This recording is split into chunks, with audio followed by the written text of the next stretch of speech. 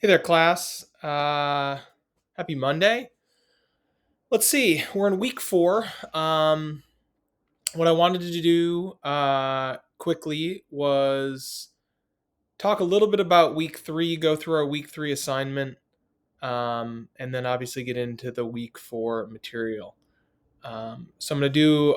I'll do I pulled up a few of your submissions that I'll go through. Um, in a minute here. I guess I just wanted to say something. I felt a little bit like I missed the mark a little bit and wanted to provide some more information on the customer. And I think what I felt like I was missing was the why. Maybe like, why is it important that we are trying to define the customer as specifically as possible? And why are we trying to really thoroughly identify what their customer journey is? I think what I noticed kind of across the board was high level understanding, and this may have been somewhat the template's fault and communication issues. So um, no problems with submissions. Just trying to provide a little more context. Um, anyway, so what we really want is we want something that's so specific, that's just exuding uh, personality. That feels real. And the reason that's important is if we can really truly just get down to the essence of who are we targeting and like what are they going through, um, that can make it a lot more real of like, well, how do we actually reach out to this person instead of putting something in a marketing report that makes it seem like, oh, this is gonna go so well, it's gonna be so easy. The reality is as a from a marketing standpoint, and a marketer's job is excruciatingly difficult. You are um, really, if you're just pure marketing, you're given a product and then essentially you're told, hey, here's what we got, go figure out how to sell it. Or this is who we think we could sell it to. This is who we think, this is how we think they could use it, but you need to go figure it out. And you're living in a world of uncertainty. And what you really want to do is, if you can really specifically focus and target, and you can, through that focus, um, once you're able to get a win, well, you can replicate that because you know who you targeted, you know why you targeted them, you know how you targeted them, and you end up with a system that allows you to roll out and replicate. Versus if you go really broad and you get lucky, you generally don't know what worked and what didn't. So you may try to replicate it, but if you're not specific enough on how you produce that piece of media and why you produce that piece of media, it becomes very difficult. All right, so that's why we want to really understand who we're targeting, the person, and then their journey. Where are they in their journey? What are they really going through? How am I actually going to reach out to them? A lot of people, innately they say, "Oh, I'm gonna reach out and I'm gonna target these people," and just be the world that we live in. It's generally we're gonna target them via social media, and then the question becomes like, okay, well, like, how are they going to see your stuff? Are you going to pay for them to see your stuff? Are they, do you know how to target them? If you're going to target them using, Facebook or Instagram, do you know how to target this specific core audience that you're talking about? Do they have common, I know we visualize this person, but do they have common attributes on how they use social media, or do they not? Because if you're trying to target them on social and they don't use social the same way, you're probably going to be, ineffective. Um, and maybe social isn't even the right avenue. Maybe when they're on social, they're not in a buying, opportunity. They're not willing. They don't want to learn about a new product or service or a new way of doing something, or something like that. So you really got to think through all those things. You got to think, where is this person in their life? What are they going through? What are they experiencing? And really, the more detailed, the more nuanced that we can make that, excuse me, I got the hiccups, uh, the better. Okay. So that's why. Now we're going to push in to the market. So we're going to analyze the market. So we've got the customer, which is the person doing the activity, and we've got the market, which is the location or locations or the environment in which this interaction is taking place. So the market, like the market, is a very general term. But we want to think about, like, where is commerce going to take place? Is it in a specific store? Is it in a location? Is it, like, how does commerce take place? So defining that market, putting the square around it, is again another difficult task. It's a very generic term that doesn't necessarily mean a whole lot, but we want to try to define the place. Okay. And if taking a physical viewpoint of that is beneficial, like, think of it physically. If you can think of it digitally, that's great too. But we want to try to put a box around what is the place that business is being conducted. Okay, so that's what we're going to try. We're going to try to define the market and then analyze our market. And again, when we couple that with who our customer is, that's going to potentially it tunes the message. So certain markets, if I'm marketing a grocery retail product, so a food product, if I'm marketing through a grocer, so like in a grocery store, um, they're not going to allow me to put up any type of marketing content that I want. I'm bound. I'm within their constraints. So while I may have the perfect message for the customer, if the gatekeeper doesn't allow me to do that, it doesn't matter. It doesn't matter. So you got to think about, well, like, where am I going? How do I reach out to these places and people? Okay? And then we couple that with who am I trying to reach out to? Couple them together, and we've got, not necessarily a winning campaign, but at least we've got a campaign that we can launch that's got some, thought and logic to it. Okay? That's what we're going to be doing. So before we get into that, let's review a couple of the past presentations. And I got to switch what I'm sharing here. So stop that, and we'll bump over to, all right, this one. Okay, so I'm just going to jump into the customer journey here. Let's see, I'll pull this up.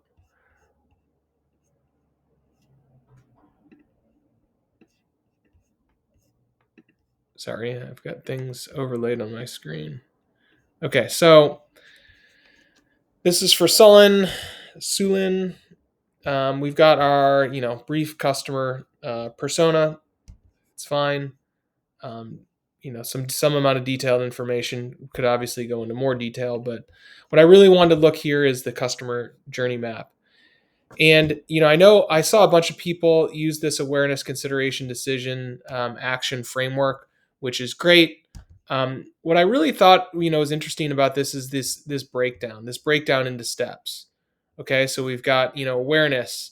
We're talking about what the awareness is, what they're feeling, how we can potentially reach them. So I like this because it's breaking the problem down further. Now, there's all sorts of, like, there's more detailed steps that we could go in here. So if we think about this awareness, like, this awareness likely doesn't happen in one step, right? There's some amount of, like, coming to awareness. So there's some amount of, like, ramp up where they're going to be seen, and they're reached by Instagram Reels. So the question is like, oh man, so what type of content, what are we actually putting together? What, there's some sort of account that's being put together that isn't necessarily like outright selling our product and service. It's making them aware of the problem is kind of the first piece of this. So I like that this is broken down, and that's why I wanted to highlight it. What I think you could do is go into far more detail about what this would look like. And again, you don't need to do this for this assignment, but when you're developing a campaign, breaking this individual step down is really important. We don't need to go into consideration until we've conquered or achieved awareness. So really, we don't actually even need to blow this thing out, entirely up front. We could, maybe have a generalized plan, but dig into step one as we're stepping into that, and launching our business. Okay, so we want to think about getting these things as detailed as possible, and then blowing out our plan to get as much in there as possible, so we know exactly what we need to do. Okay. So good job on that one. Let's pull up another one here.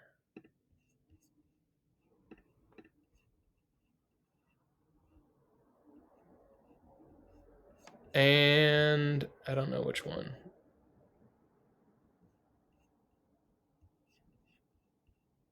Sorry, I'm looking at my... Okay, let's go with this one.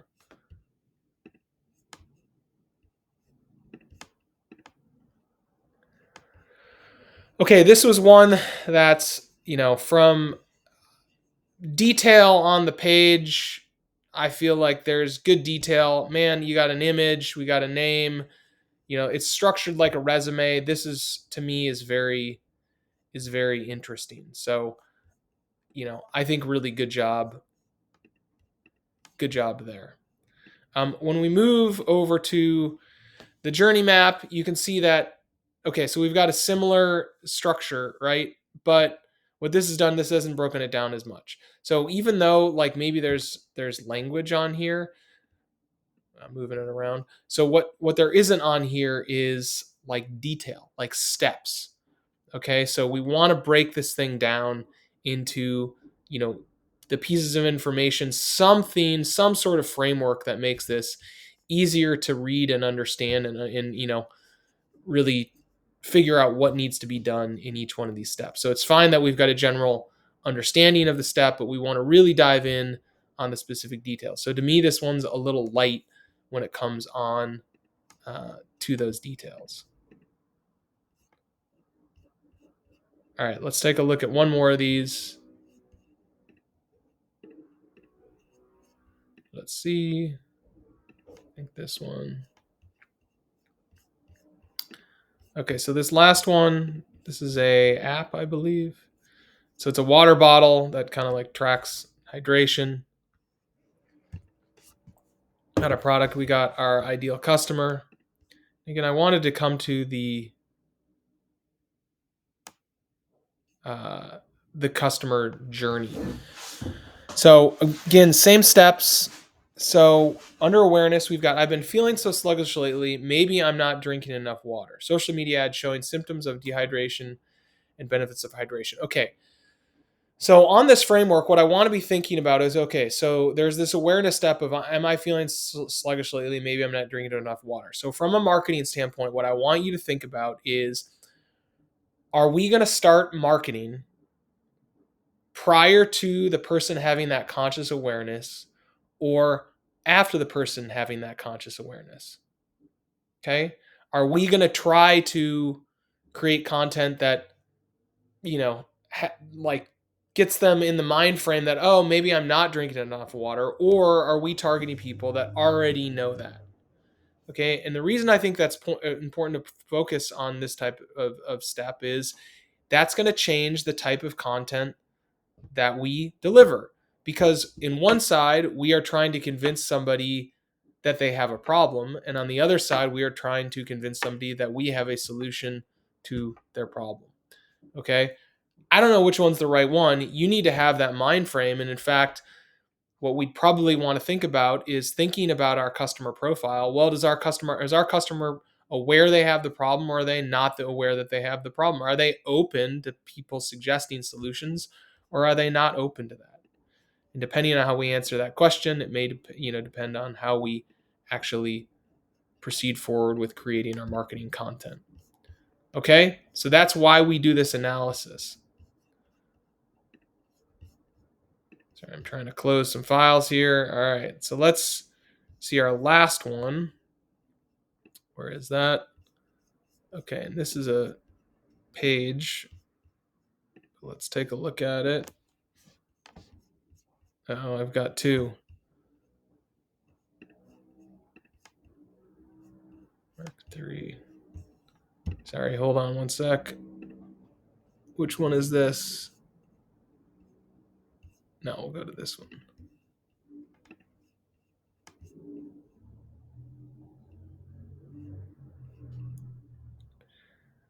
Okay.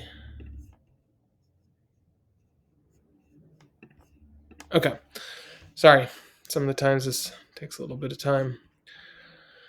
All right, so let's look at this. This is a totally different issue. So I actually want to look at the customer profile here. So we'll see that we've got a name, Paul Sankrant. The age is 13.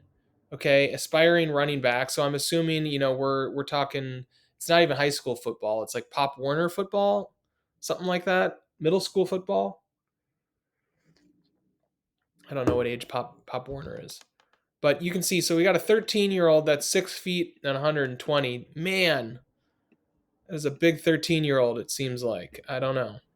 Um, okay, determined, right? Wants to has these goals, has these frustrations that a local trainer costs 150, limiting just 1 month. Okay, so here's my thing on this one.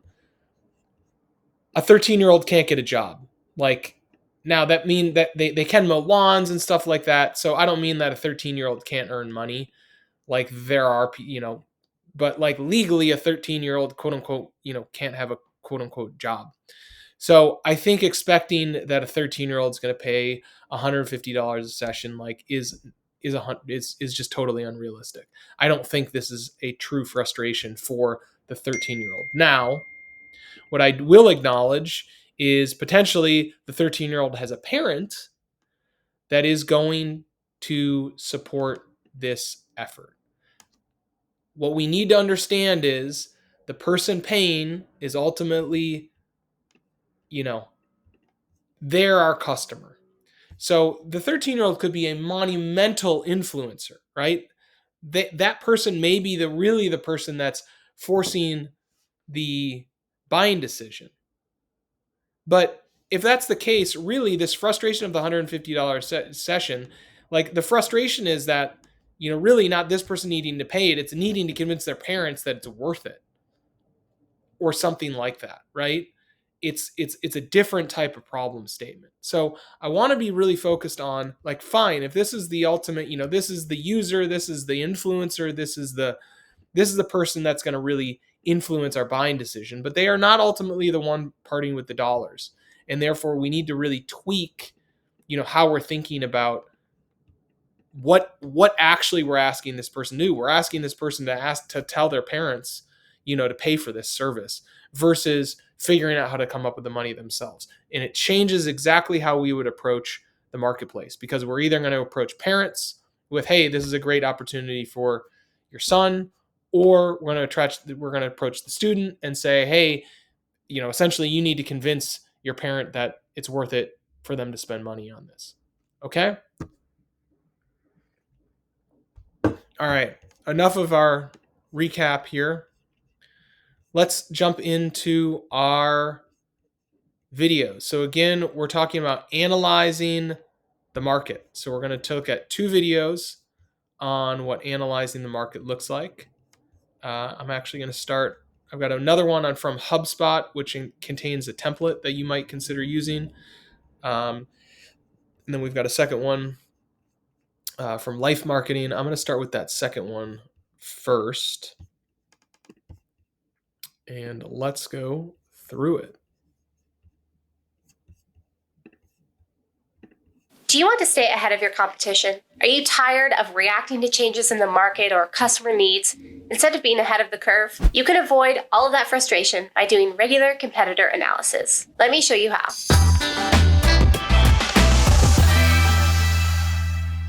Hi. So maybe before I even talk about that, so why are we doing competitor analysis? Because if we can identify our competitors, that is setting the marketplace. Okay, now competitors may be alternatively, like you can think about competitors a lot of different ways. Are they direct competition? Are they, tangential competition? Are they, does a feature that they have, is it a replacement for our product? They offer it for free. We make it paid, but we have a higher grade of service. How do we think about what does the competitive marketplace even look like? So when we define kind of what our competitive set is, that's setting our market. I'm Morgan, a digital marketing professional with Life Marketing. If you haven't completed a competitor analysis before, you're in for a treat. I'm going to walk you through the process, including what I ask myself, and use a fake business so that you can see how it would apply in a real situation. Let's get started. First off, what is a competitor analysis? It's exactly what it sounds like, which you're probably not surprised by. You're looking at everything that your competitor is doing, at least the stuff that you can see. This isn't really a corporate espionage situation. And you're considering how your business compares. Now, why should you bother doing a competitor analysis? There are a lot of good reasons to perform an analysis of your competitors, and it's a common step in creating a new business or starting a marketing strategy. But I feel there's a bit of confusion around what the purpose of a competitor analysis is and how to complete one. You can look into any aspect of the business that you want, and you can use a competitor analysis for a lot of planning purposes. But some of the most important reasons to perform a competitor analysis are as follows. You can identify the things that your competitor is doing correctly. This will give you an idea of what you should be doing too. We're not talking copying, we're talking inspiration. You can also identify the things your competitor is doing wrong or incorrectly. This will give you an idea of gaps in the market and needs that you can fulfill. You'll be able to identify the ways that your company, product, or service is different from your competitors and establish your value proposition. That's what you bring to the table that's unique from what anyone else does. It also gives you an idea of what to expect for growth. It allows you to see what customers are saying about them, your competitors, I mean. Hold on, before you pay for yet another app to manage your team, let me introduce you to Connect Team, the one platform that or what questions they're asking, problems they have, or solutions that they want. Let's look at how often you should perform a competitor analysis. I'd recommend doing an in-depth analysis at least once a year, but I like to put this on my calendar to do every 6 months or so. Analysis and what I ask myself and look for. I'll show you how to do this using a made-up brand. We'll call it Morgan's Cafe.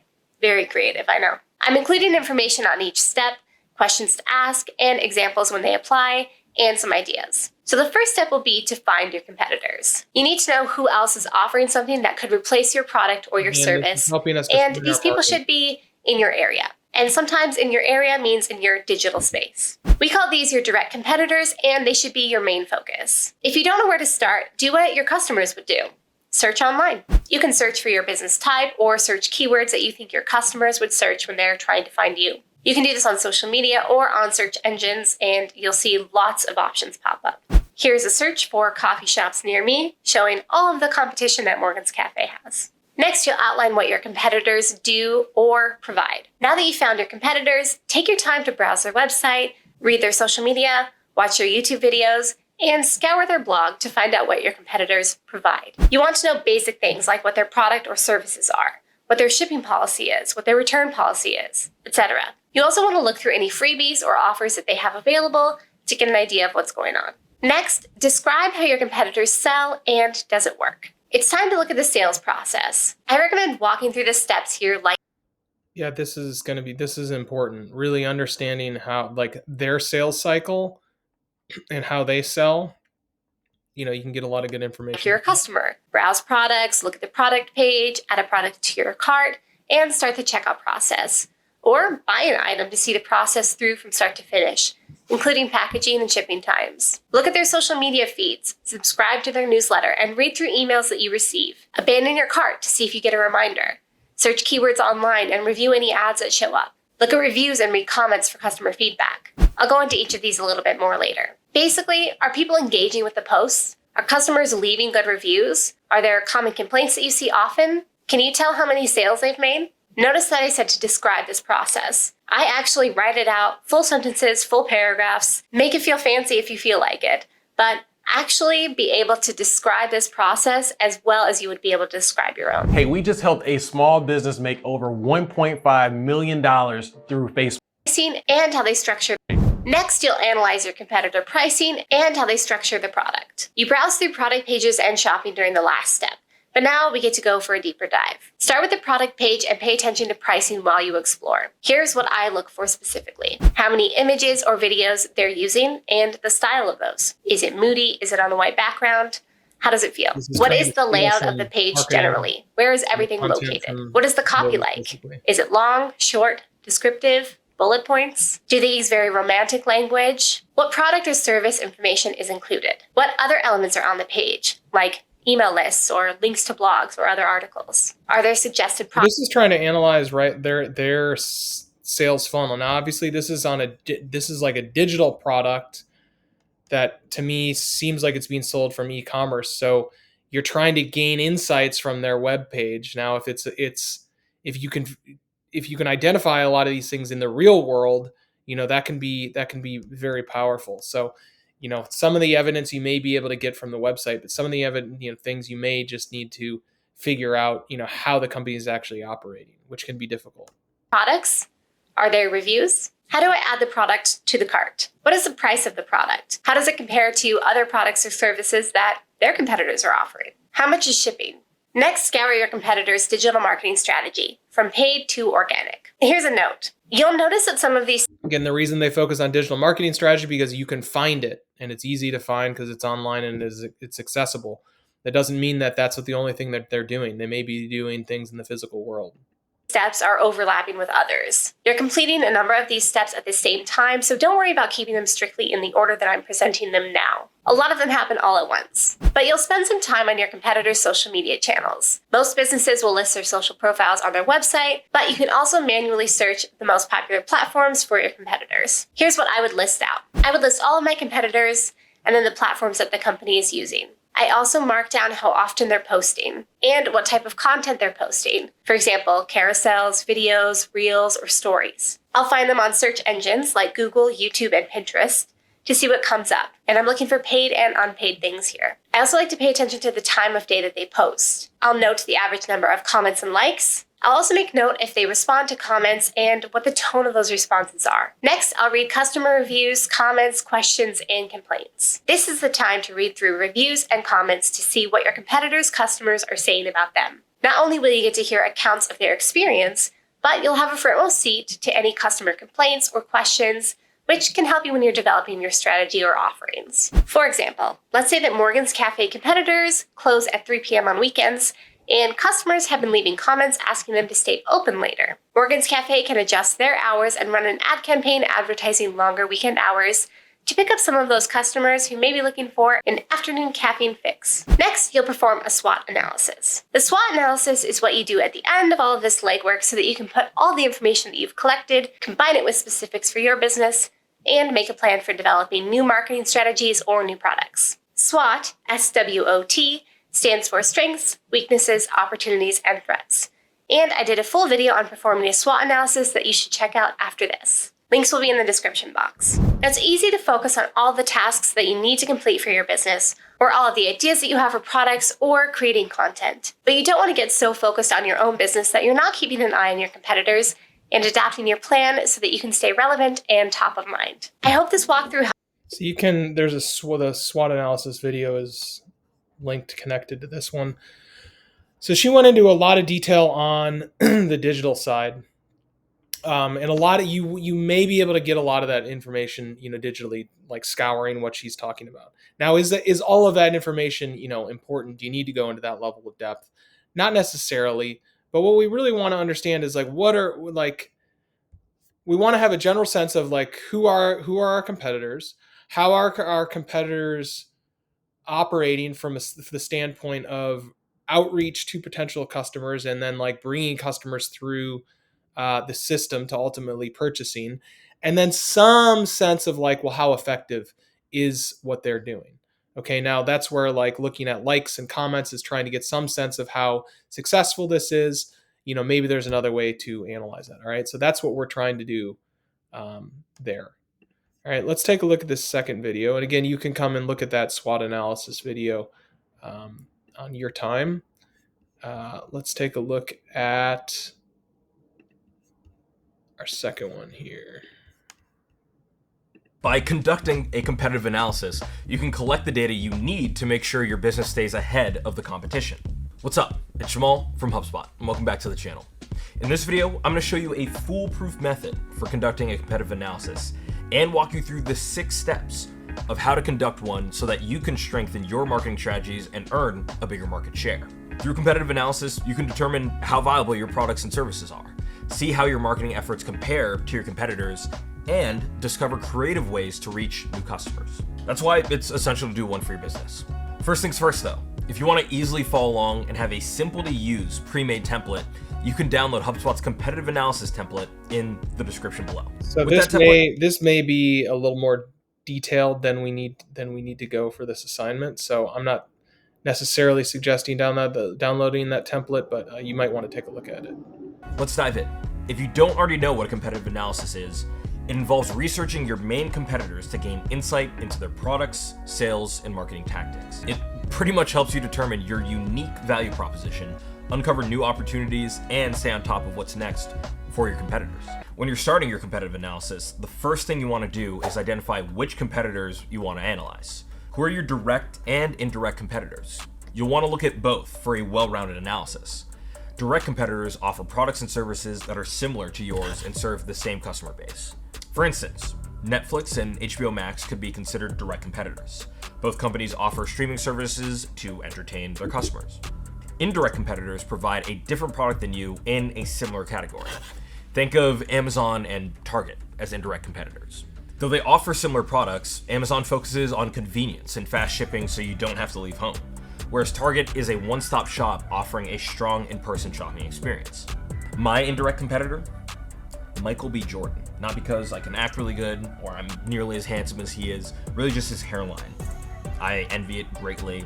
I'd like to take him out of the running for it. Once you've narrowed down which direct and indirect competitors you want to include, go to their website or LinkedIn page and do a bit of fact-finding. When were they founded? How were they founded? Where are they located? How many employees do they have? Use your competitive analysis template to track what you find. Step 2, evaluate the products your competitors are offering. Those are examples. Whether or not those things are important, maybe they are, maybe they aren't. I don't know if founding date's important to just establish, hey, this is an older company and therefore maybe not as nimble, or they've stopped growing, or something like that could be important, but maybe some of that information isn't. So that's kind of up to you to figure out. What makes your competitor unique? Do they offer low or high cost products? Which of their products serve the same need for the customer as yours? While evaluating your competitors' product offerings, you'll also want to look at how they distribute their products. Are they direct to customer, or do they rely on retail partners? Use the product data you find to estimate how much market share your competitors have. Step 3, research your competitors' sales process. What channels are they using to contact potential leads? What is their sales process like? As a business super spy, do some investigating to see how a new customer moves through your competitor's sales process. If the information is available, you'll also want to look into the revenue and sales volume figures. This data is typically found on the income statements of company earning reports. The 4th step is understanding their pricing strategy. That's just to see if what they're doing is successful. So the other video was said, focus on likes, so focusing on financials. It just depends on the information that we can get on whether something's successful or not. How much are your competitors charging for products that are similar to yours? How does your pricing compare? Do your competitors offer any perks such as referral discounts or a free trial on popular products? If your competitors sell online, do they offer free or low-cost shipping? If your competitors do offer enticing discounts and perks, how can you match or exceed them in a way that works for your business? And if your competitors don't offer any special perks, how can you consider implementing perks to stand out? Step 5, which is 5 in French. Do some sleuthing into your competitors' marketing tactics. To do this, you can use an online tool such as Ahrefs or SEMrush to check out competitors' web traffic and SEO performance. How many unique visitors are they getting to their site each month? And that's how many keywords is their website ranking for? Assess whether or not what they're doing is... When a potential buyer searches for a product or search term in Google, how likely is it that your competitor's website pops up? To find this information, pull up your SEO tool of choice and type in your competitor's URL. If we know what they're doing isn't This will give you a snapshot into their monthly web traffic and the keywords they're currently maybe doing something different. Head to their social know what media they're doing profiles isn't and note working, which but they're a big platforms brand. Maybe they're most doing active something on. different. How often do they post? Are they using paid ads to get in front of new customers? What is their content mix? Do they share unique content, or do they rely on user-generated content? Are they working with influencers to promote their latest product? You'll also want to take a look at any press they're getting. What's making headlines and getting coverage? Whew. And for the sixth step, certainly last but not least, you're going to want to conduct a SWOT analysis to see how your company measures up to the competition. Take the data you've collected during the previous 5 steps and compare it to your company's performance. In this step, you'll identify strengths, weaknesses, opportunities, and threats, SWOT, for your company and your competitors. This exercise will help you uncover new tactics to convert customers that your competition may not be doing. And it'll help you understand what your competitors are doing well that you can learn from. Before you know it, you'll have a clear roadmap of strategies you can implement to win over more customers and earn greater market share, which I think we can all agree is a good use of our SPY skills. And again, to really bolster your espionage skills and make your competitive analysis easier, head to the description below to download our free competitive analysis template. For more business and marketing tips, hit the subscribe. Okay, so remember, with this, what are we trying to do? We're trying to identify our place, our market, so we're trying to identify what our market is, and our market has 2 attributes. One, it's a place. So where is commerce happening? Is it a physical location? Is it online? If it's online, is it in a specific forum? Is it in a specific platform? Like how and where is commerce taking place? And then number 2, what is the means and medium of communication? How do we get our message? What are people responsive to? How can we actually push that message across to our customers? Okay, so those are the 2 attributes that we're trying to define here. We combine that with our customer, and now we have a medium for not only how we reach out to them and what we can say, but who we're saying it to, right? And that's what we're trying to get to. Okay, so that's what you're going to be working on and what you're going to be submitting for this week. Turn off my share here. I'm open for office hours, so on the page, let me see if I can get this on our Canvas page up at the top here. If you want to book an appointment, it's up at the top there, office hours by appointment. Go ahead and book an appointment with me. I'm happy to talk and discuss and help you put this together. Otherwise, I will see you next week. Take care.